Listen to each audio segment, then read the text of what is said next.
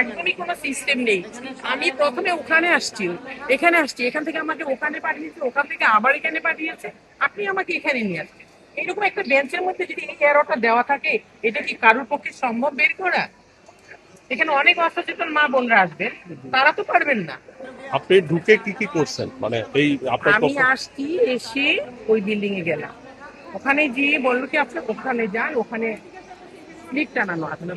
তারপরে আমি ওখানে গিয়েছি, ওখানে যে আমি বললাম যে 206 নাম্বার কোনটা, আমাকে এখানে পাঠাচ্ছে।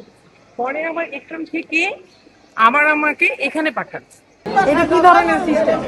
আমাদের এখানে 5টা কেন্দ্র দেওয়া হবে। 206 কোথায়? একটা লোক তো থাকতে হবে। শেরে বাংলা স্কুল অ্যান্ড কলেজে মধুবাগ বকবাজারে এখানে ঢাকা 12 আসনের ভোট গ্রহণ চলছে। শুরুতে যেটা লক্ষ্য করা যাচ্ছে যে এখানে অনেকে এসছেন, তারা ভোট কক্ষ খুঁজে পেতে সমস্যা হচ্ছে।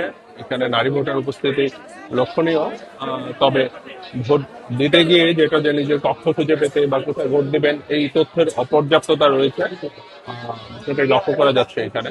ওখানে 206 লেখা, কিন্তু ওই বিল্ডিং এ নাই।